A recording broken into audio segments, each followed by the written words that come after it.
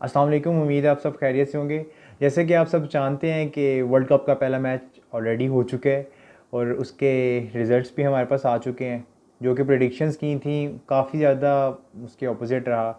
मैंने पहले ही कहा था कि pitch on the spot different behave कर सकती है और प्लेयर्स की जो स्टैट्स हैं वो भी वेरी कर सकते हैं, बट पिच ने तो अपना कोई असर नहीं दिखाया डिफरेंट। बट जो बैट्समैन थे और बॉलर्स थे उनके अंदर थोड़ी सी वेरिएशंस आ गई।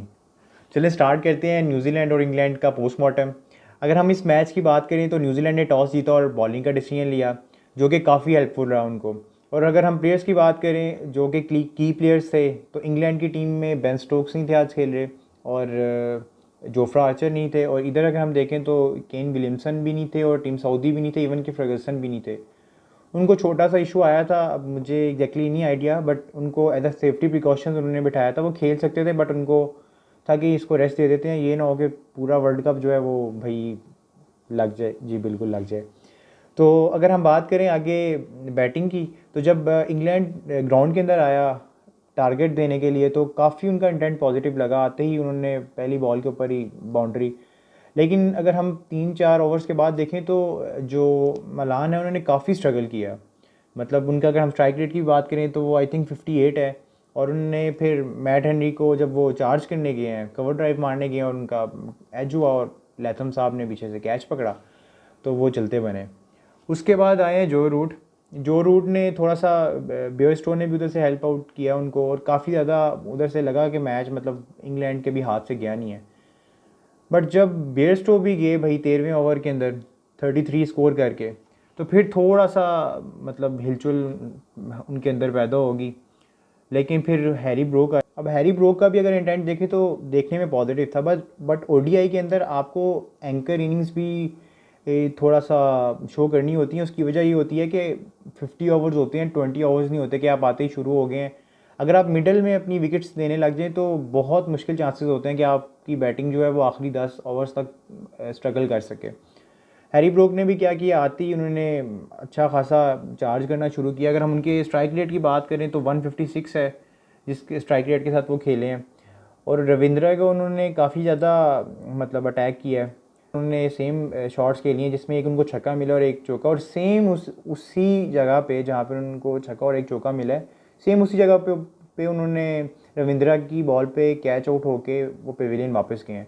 मतलब अगर आपके पास यार 10-15 स्कोर अगर ओवर में आ गया है तो आपको क्या ज़रूरत है भाई कि आप फिर उसको अटैक करो बॉलर को। अभी आपके पास इतने ओवर्स पड़े हैं, तकरीबन आपके पास 33 ओवर्स पड़े हैं, आपके पास पूरी इनिंग्स पड़ी हुई हैं।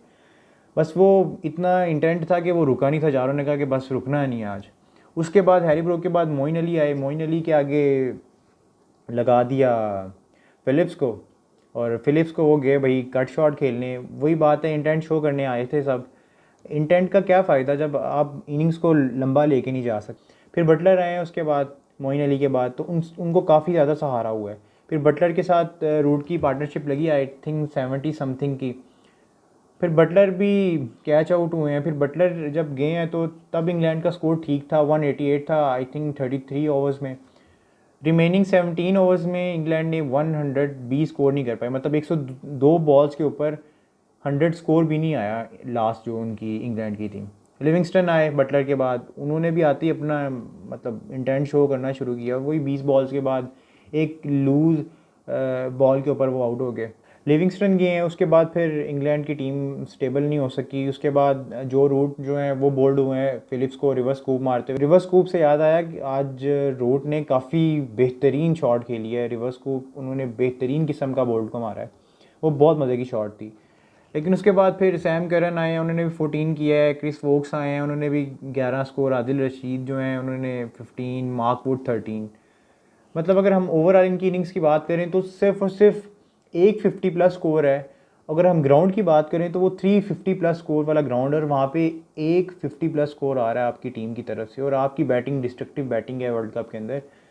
अगर आप इस तरह का परफॉर्म करेंगे तो बाकी टीम्स के हम क्या एक्सपेक्ट कर सकते हैं।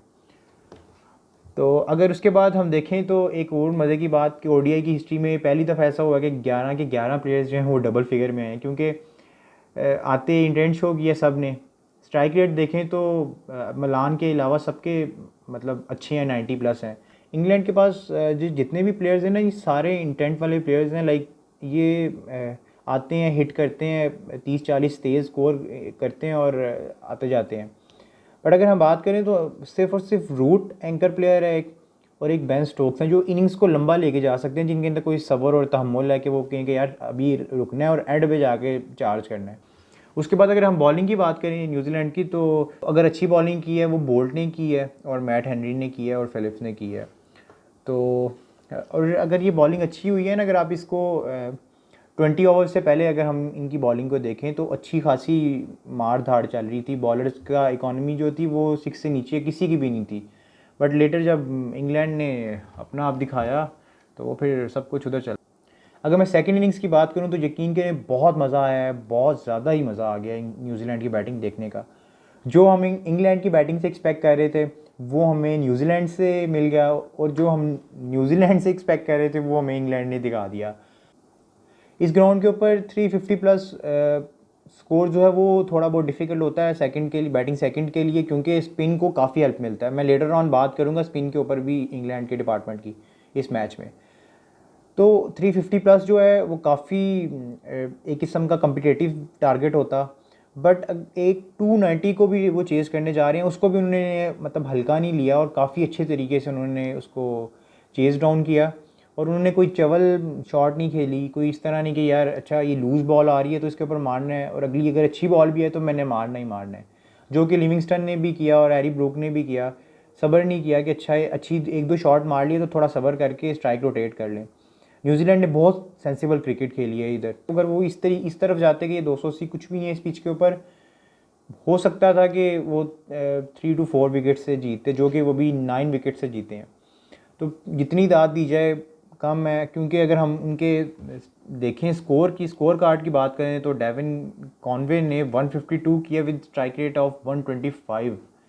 उसके बाद रचिन रविंद्रा जो हैं, इन्होंने पाकिस्तान के अगेंस्ट भी आउट क्लास इनिंग्स खेली 97, जो वार्म अप में इन्होंने खेला। देखें तो 123 रन्स 128 स्ट्राइक रेट के साथ, मतलब ये बहुत बेहतरीन है उनके यंगस्टर की तरफ से।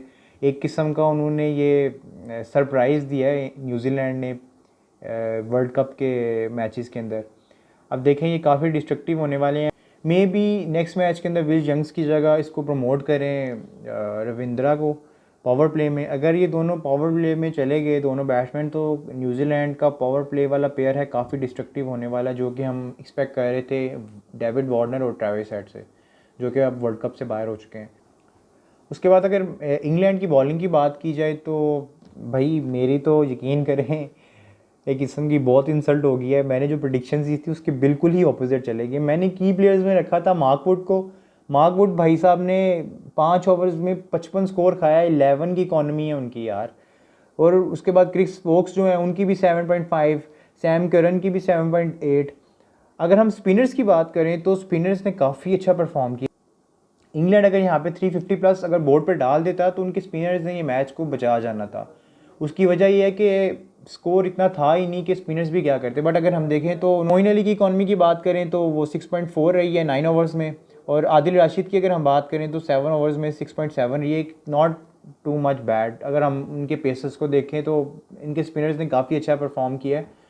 बट वही है कि बोर्ड पे जब एक 350+ वाली पिच के ऊपर टारगेट ही 300 से भी नीचे का है तो आपके बॉलर्स कितनी जान मार सकते हैं। लेकिन फिर भी उस हिसाब से देखें तो बहुत ही गंदी बॉलिंग की है मार्क वुड ने भी। लाइन एंड लेंथ तो है ही नहीं थी बिल्कुल।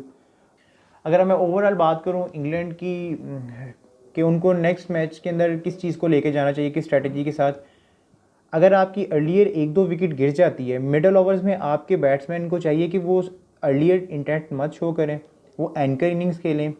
एंकर इनिंग्स खेलने के बाद क्या होगा कि वो जब 25 ओवर्स तक या 30 ओवर्स तक वो चले जाएंगे तो आपके पास विकेट्स होंगी, और आपके बैट्समैन इतने काबिल हैं इंग्लैंड के कि वो आखिरी 20 ओवर्स के अंदर 200 कर सकते हैं। अगर आपके पहले 30 ओवर्स के अंदर 150 180 स्कोर भी है तो आप आखिरी 20 ओवर्स के अंदर अगर आपके पास विकेट्स हैं इंग्लैंड की बैटिंग के पास तो वो 350+ ईजीली कर सकते हैं। So that's all from my side. Thank you so much for watching.